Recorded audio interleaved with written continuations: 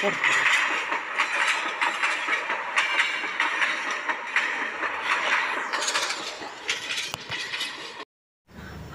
Children, எல்லாம் சந்தோஷமா இருக்கிறீங்களா?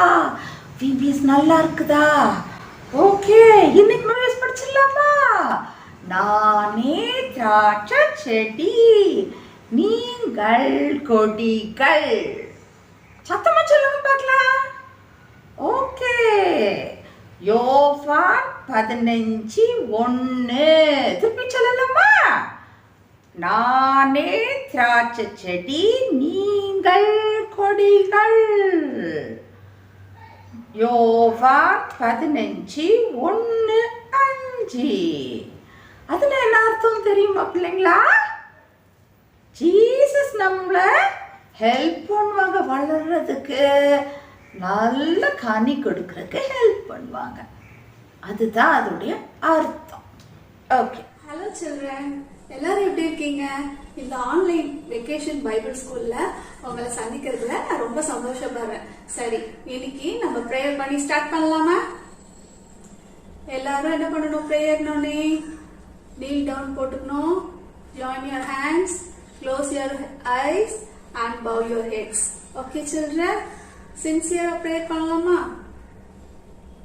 தகப்பனே, இந்த அருமையான வேலைக்காக நன்றியோடு ஸ்தோத்திரிக்கிறேன் ராஜா. தகப்பனே, திரும்பவுமாக இந்த சம்மர் வெக்கேஷன் எங்களுக்கு கொடுத்தீங்களே, அதற்காக நன்றி தகப்பனே. இந்த சம்மர் வெக்கேஷன்ல ராஜா, நாங்களும் இந்த ஆன்லைன் விபிஎஸ் மூலமாக தகப்பனே ராஜா உம்மிடம் கிட்டி சேர வந்திருக்கிறோம் ராஜா. தகப்பனே, நாங்கள் கேட்க போகிற கதைகள், வசனங்கள், பாடல்கள் எல்லாவற்றிலும் தேவரீர் தாமே இடைப்பட வேண்டும் என்று கேட்டுக்கொள்கிறோம் தகப்பனே. இந்த சிறு பிள்ளைகள் மனதில ராஜா ஆழமாக சத்தியங்கள் ஒவ்வொன்று தகப்பனே ஊடுருவி கிரியை செய்ய தகப்பனே, உங்களுடைய மகிமையை இந்த பிள்ளைகள் காண உதவி செய்யும்படி கேட்கிறேன் தகப்பனே. எல்லா பிள்ளைகளுக்கும் தகப்பனே உங்களுடைய வேத வசனங்கள், வாக்கியங்கள் ஒவ்வொன்றும் தகப்பனே சப்பா தெளிவுள்ளவர்களாக புரிந்து கொள்ளக்கூடிய இருதயத்தை ஒவ்வொருவருக்கும் தரும்படி கேட்கிறேன் தகப்பனே. பிள்ளைகளோட நீங்க இடைப்படுங்க, உடைய நாமம் மகிமைப்படட்டும். இயேசுவின் ஜெபம் கேளும் பிதாவே, ஆமென். இந்த விபிஎஸ்ல நம்ம டெய்லியும் ஒரு டாபிக் கத்துக்கிட்டு இருக்கோம்ல. இன்னைக்கு நம்ம பார்க்க போற டாபிக் என்னன்னா, நானே திராட்சை செடி, ஐ ஆம் த வைன். ஓகேவா? இன்னைக்கு அதை பத்தி தான் பார்க்க போறோம். இன்னைக்கு சொல்ல போற காரியங்கள் வேத புத்தகத்துல எங்க இருக்குன்னு பாத்தீங்கன்னா, புதிய ஏற்பாட்டுல யோவான் எழுதின சுவிசேஷத்துல 15ஆம் அதிகாரம் 1-8 வசனங்கள்ல இத பத்தி நம்ம இன்னைக்கு கத்துக்க போறோம். சரியா? ஃபர்ஸ்ட் வசனம் என்ன சொல்லப்பட்டிருக்குன்னா, நான் மெய்யான திராட்சை செடி, என் பிதா திராட்சை தோட்டக்காரர். திராட்சை அப்படின்னா என்னது? ஒரு பழம் இல்ல? ஆமா, கிரேப்ஸ். எல்லாருக்கும் கிரேப்ஸ்னா ரொம்ப பிடிக்குமா? ஆமா, செம்ம டேஸ்டா இருக்கும்ல? ஆமா, அந்த கிரேப்ஸ் நல்லா எங்கேயாச்சும் விளையறதெல்லாம் பாத்திருக்கீங்களா? கிரேப்ஸ் தோட்டத்தெல்லாம் போய் பாத்திருக்கீங்களா? எனக்கு ஒரு நாள் ஒரு சான்ஸ் கிடைச்சிச்சு. நாங்களாம் ஒரு பிக்னிக் போயிருந்தோம், ஒரு டூருக்கு. அப்ப அந்த தேனி அந்த சைட்ல போயிருக்கும் போது ஒரு சுருளி அப்படின்ற ஒரு ஃபால்ஸ் போயிருந்தோம். அந்த வழியா நாங்க போயிட்டு திரும்பி ரிட்டர்ன் வரும்போது பாத்தீங்கன்னா, அந்த ரோட்ல சைட்ல ஃபுல்லா திராட்சை தோட்டம். அப்ப அதை பார்த்த உடனே எங்களுக்கு ஆசையாயிடுச்சு. ஆனா அந்த திராட்சை தோட்டத்துக்குள்ள எல்லாம் விடுவாங்களா அப்படின்னு சொல்லிட்டு ரொம்ப சரி வெளியே நின்னாச்சு நம்ம பார்த்து வந்துடலாம் அப்படின்னு சொல்லிட்டு அப்படி போனா அங்க ஒரு குட்டி கேட் இருந்துச்சு. அந்த குட்டி கேட்ல ஒரு தோட்டக்காரர் இருந்தாரு. அவர் என்ன பண்ணாரு, எங்களுக்கு அந்த கேட்டை திறந்து உள்ள வாங்க அப்படின்னு சொன்னாரு. சரி, நான் உள்ள போய் பார்த்தா அப்படியே தலைக்கு மேலே என்ன பண்ணுது, கொடிகளா இருக்கு. தலைக்கு மேலேயும் நிறைய திராட்சைலாம் அப்படியே பச்சைசா தொங்கிக்கிட்டே இருக்கு. ஆனா நாங்க அதெல்லாம் தொடவே இல்லை. அது அழகா இருக்குதேன்னு பார்த்து நாங்க ரசிக்க மட்டும்தான் செஞ்சோம். அப்புறம் அவங்களும் என்ன பண்றாங்க, சேல்ஸ் எல்லாம் பண்றாங்க. நல்ல பழுத்த பழங்கள்லாம் இருக்கும்ல, அதெல்லாம் நீங்க வாங்கிட்டு போங்க அப்படின்னு சொல்லி அது மாதிரி கேஜி கணக்குல எங்களுக்கு சேல் பண்ணாங்க. நாங்க வாங்கிட்டு வந்து நல்லா சாப்பிட்டோம், நல்லா டேஸ்டா இருந்துச்சு. சரிங்களா? அது மாதிரியான தோட்டத்துக்கு நான் போய் பார்த்திருக்கேன். அப்பா செம்ம அழகா இருந்துச்சு. அப்படியே பார்த்தோன்னே அந்த இடத்துல பார்த்தோன்னே என்ன ஆயிடுது, கவலை எல்லாம் மறந்து போயிடுது. அவ்வளவு சந்தோஷம். அதை நேர்ல பார்த்தோன்னே அவ்வளவு ஹாப்பினஸா இருந்துச்சு. இன்னைக்கு அந்த திராட்சையை பத்தி தான் நான் உங்களுக்கு சொல்ல போறேன். நம்மலாம் எப்படி இருக்கணும், கொடிகளா இருக்கணும். ஃபாதர் தான் யாரு, கார்டனர். அவரோட சன் யாரு, திராட்சை செடி. நம்மலாம் யாரு, கொடிகள். நம்ம கொடிகள் எல்லாம் எப்படி இருக்கணும்? கொடிகள்ல இருந்து தான் அந்த பழம் வரும். அந்த பழம் வரணும்னா நம்ம எப்படி இருக்கணும்? அந்த திராட்சை செடியோட நம்ம என்ன பண்ணணும்? அட்டாச்மெண்ட்ல இருக்கணும். கொடி ஒரு சைடு, பழம் எங்கேயாச்சும் வருமா? அந்த கொடியில இருந்து பழம் கிடைக்குமா? நம்மளுக்கு கிடைக்காது. அந்த கொடி என்ன ஆயிடும்? அதை என்ன பண்ணிடுவாங்க? கடி கொடுக்காத கொடியா இருந்தா என்ன பண்ணிடுவாங்க? கட் பண்ணிடுவாங்க. இந்த மாதிரியான காரியங்களை பத்தி தான் இன்னைக்கு நம்ம கத்துக்க போறோம். சரியா? கார்டனர் நம்மளோட ஃபாதர். அவரோட சன் யாரு? நமக்கு திராட்சை செடி. நம்மளாம் யாரு? கொடிகள். நம்ம அவரோட அட்டாச்மெண்ட்ல இருந்து எப்படி இருப்போம்? கனி கொடுக்கிற ஜீவியம் ஜீவிப்போம் அப்படின்றத பத்தி தான் இன்னைக்கு நம்ம கத்துக்க போறோம். சரியா? 2வது வசனத்துல என்ன சொல்லப்பட்டிருக்குன்னா, எண்ணில் கனி கொடாது இருக்கிற கொடி எதுவோ அதை அவர் அறுத்து போடுகிறார். கனி கொடுக்கிற கொடி எதுவோ அது அதிக கனிகளை கொடுக்கும்படி அதை சுத்தம் பண்ணுகிறார். கனி கொடுக்காத கொடி அது எங்கேயாச்சும் போய் தானாவே சுத்தி அப்புறம் இந்த செடியோட கனெக்ஷன் இல்லாம அட்டாச்மெண்ட் இல்லாம என்ன பண்ணிடும்? எங்கேயாச்சும் போய் அது தானாவே கட் ஆயிருக்கும். ஆனா அது என்ன பண்ணிருக்கோம்? எங்கேயாச்சும் போய் சுத்திட்டு இருக்கும். ஆனா என்ன பண்ணாது? கனி கொடுக்காது. அது மாதிரியான கொடியெல்லாம் என்ன பண்றாங்களாம்? சுத்தம் பண்றாங்களாம். அதெல்லாம் என்ன பண்ணிடுவாங்க?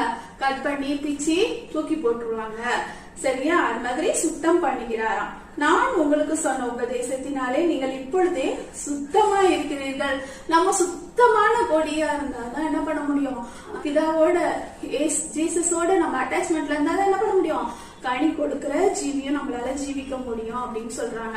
இன்னைக்கு மண்பான வசனம் உங்களுக்கு என்ன தெரியுமா? யோவான் 15:4. சரியா? என்னில் நிலைத்திருங்கள், நானும் உங்களில் நிலைத்திருப்பேன். நம்ம யார்கிட்ட நிலைச்சிருக்கணுமா?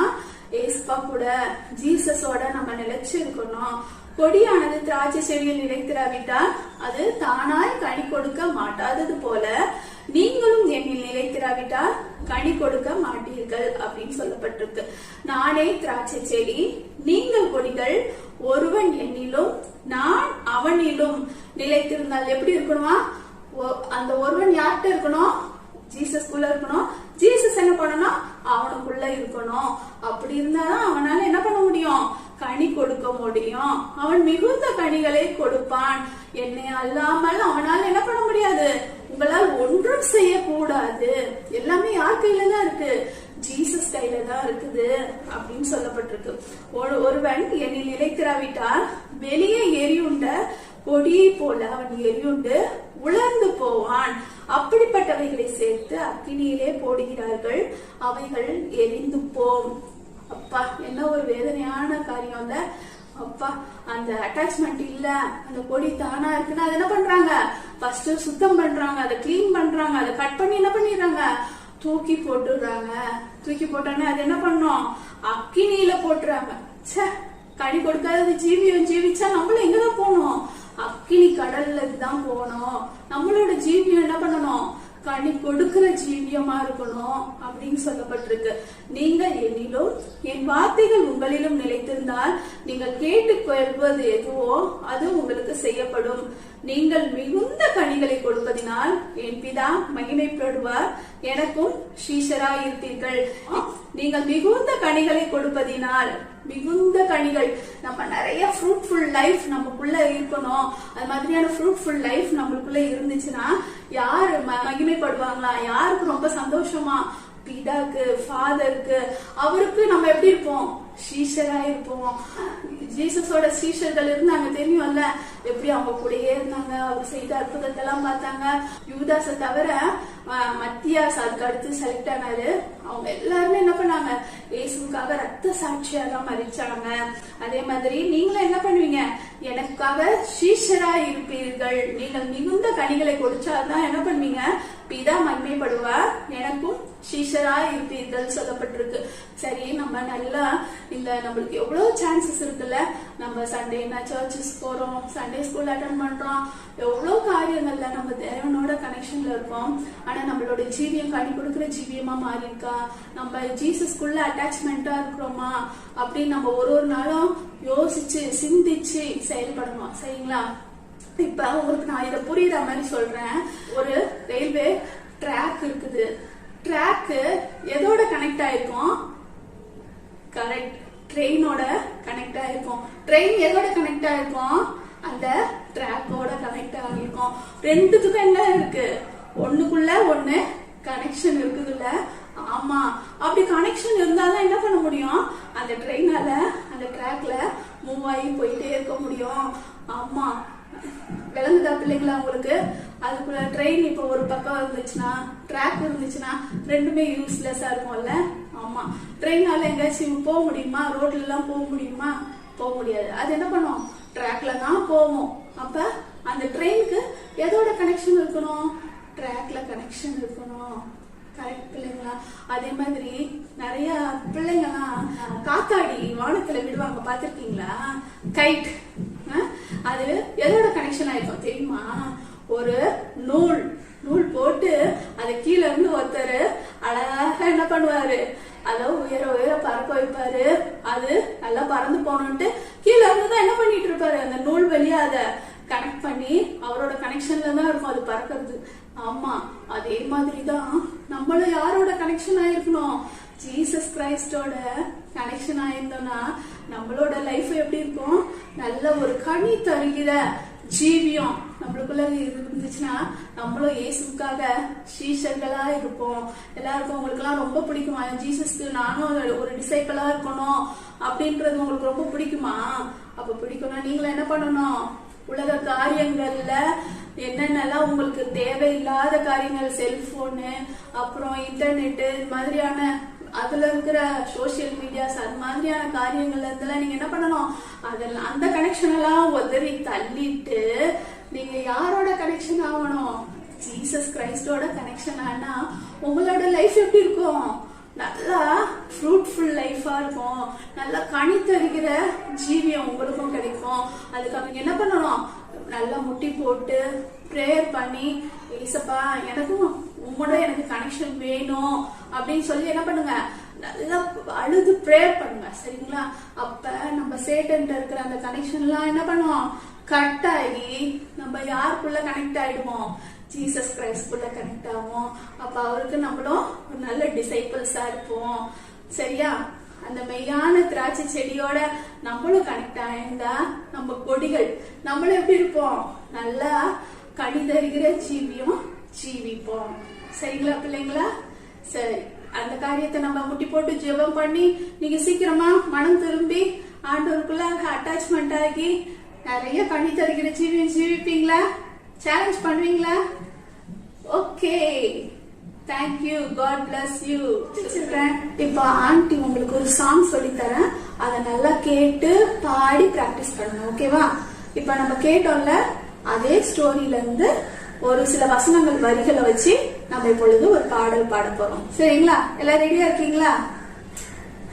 மெய்யான திராட்சை செடி கர்த்தர் இயேசுவே, அவரில் என்றும் நிலைத்திருக்கும் கொடிகள் நாங்களே. மெய்யான திராட்சை செடி கர்த்தர் இயேசுவே, அவரில் என்றும் நிலைத்திருக்கும் கொடிகள் நாங்களே.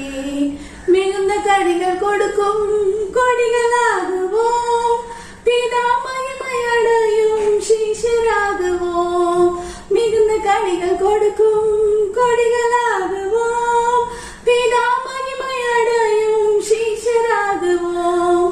மெய்யான திராட்சை செடி கர்த்தர் இயேசுவே, அவரில் என்றும் நிலைத்திருக்கும் கொடிகள் நாங்களே.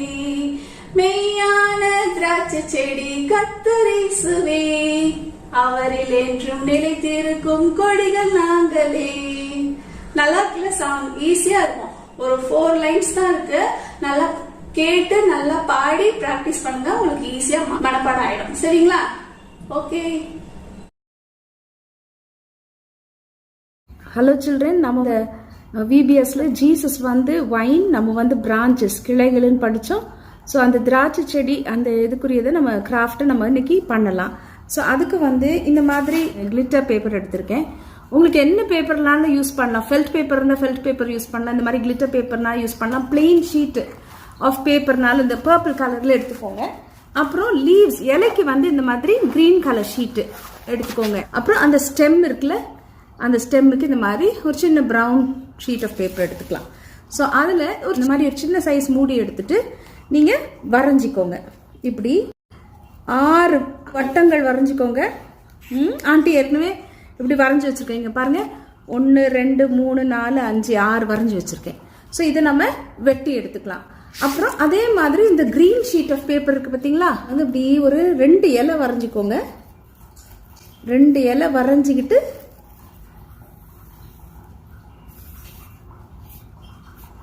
அதை அப்புறமா வெட்டி எடுத்துக்கலாம். சரியா? நம்ம உங்களுக்கு அப்படி உதவி வேணும்னா உங்கள் அம்மா அப்பா யார்ட்டையாவது கேளுங்க, அக்கா தங்கச்சி தம்பி அண்ணே யார்ட்டையாவது நீங்கள் உதவி கேட்கலாம். ஸோ இந்த மாதிரி 2 இலை வரைஞ்சிருக்கு, இதெல்லாம் நம்ம வெட்டி எடுத்துக்கலாம். ஸோ நம்ம இந்த மாதிரி வெட்டி வச்சுருக்கோம்ல, 6 சர்க்கிள் வெட்ட சொன்னேன்ல, அது வெட்டி வச்சுருக்கோம். அப்புறம் 2 இலை வச்சுருக்கோம், அப்புறம் ஒரு காம்பு வச்சுருக்கோம். பின்னாடி பாகம் வந்து நீங்கள் கம் அப்ளை பண்ணி ஒட்டிடலாம். சரியா? கிரேப்ஸ் பஞ்ச் மாதிரி நம்ம செய்ய போகிறோம். சரியா? பக்கத்தில் பக்கத்தில் ஒட்டுங்க, ஒன்று பக்கத்தில் ஒன்று. ஃபஸ்ட் லைனில் வந்து 3 சர்க்கிள்ஸ் ஒட்ட போகிறோம். அப்புறம் அடுத்த லைனில் வந்து 2 ஒட்ட போகிறோம். இப்படி அடியில் இப்படி ஒட்டிடுங்க.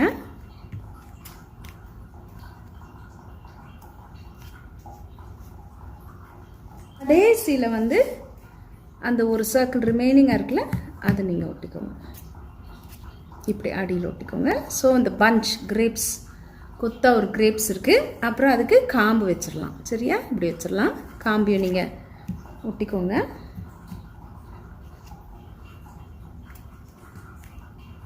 அப்புறம் இந்த இலை இருக்குல்ல, அதை நம்ம சைடில் ஒட்டிடலாம். 2 இலையும் ஒன்று ஒன்று ஒரு சைடில். சரியா? இப்படி ஒன்று, இந்த சைடு ஒன்று. ஸோ நம்ம இந்த கிரேப்ஸ் இதை பண்ணிட்டோம். ஆண்டவர் சொல்கிறார், நானே I am the vine, you are the branches அப்படின்னு ஆண்டவர் சொல்கிறார். Okay children, hope you enjoyed it.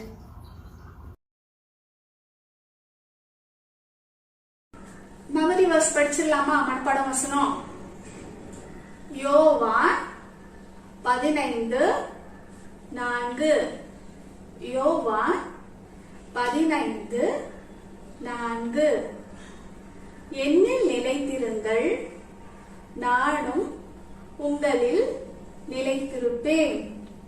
கொடியானது திராட்சை செடியில் நிலைத்திராவிட்டால் அது தானாய் கனி கொடுக்க மாட்டாதது போல நீங்களும் என்னில் நிலைத்திராவிட்டால் கனி கொடுக்க மாட்டீர்கள். ஸ்டோரிலாம் கேட்டீங்க. நம்ம இப்ப ப்ரேயர் பண்ணலாமா? எப்படி நம்ம ஜீசஸ் கிரைஸ்டோட அட்டாச்மெண்ட்ல இருக்கணும், நிறைய கனி கொடுக்கணும்னு சொல்லி ப்ரேயர் பண்ணலாமா? சின்சியரா ப்ரேயர் பண்ணும். ஓகே? ஏசப்பா, இந்த அருமையான வேலைக்காக நன்றியோடு ஸ்தோத்திரிக்கிறேன் தகப்பனே. எங்களுக்கு பாடல் வேலையை ஆசீர்வதித்து கொடுத்தீங்க, மனப்பாட வசனத்தை எங்களுக்கு ஆசீர்வதித்து கொடுத்தீங்க, கேட்ட கதைகள் மூலமாக எங்களுக்கு ஆசீர்வாதத்தை கொடுத்தீங்க ராஜா.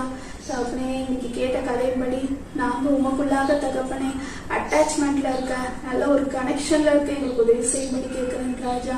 தகப்பனே, இந்த பிள்ளைகளுக்கு உதவி செய்யும்படி கேட்கிறேன் சப்பா. உலக காரியங்கள் இருந்து தகப்பனே இந்த பிள்ளைகள் விடுவிக்கப்பட்டு ராஜா உமக்குள்ளாக தகப்பனே நெருங்கி ஜீவிக்கக்கூடிய இருதயத்தை தரும்படி கேட்கிறேன் தகப்பனே. நல்லா கனி கொடுக்கிற ஜீவி அதன் மூலம் அவர்களுக்கு கிடைக்க உதவி செய்யும்படி கேட்கிறேன் தகப்பனே. பிள்ளைகளோட நீங்க இடைப்படுங்க தகப்பனே, இவர்களை ஆசீர்வதிங்க, உங்களுடைய நாம மகிமைக்கென்று எடுத்து உபயோகப்படுத்துங்க. தொடர்ந்து காத்து நடத்துங்க. இயேசுவின் ஜெபங்களும் பிதாவே, ஆமென்.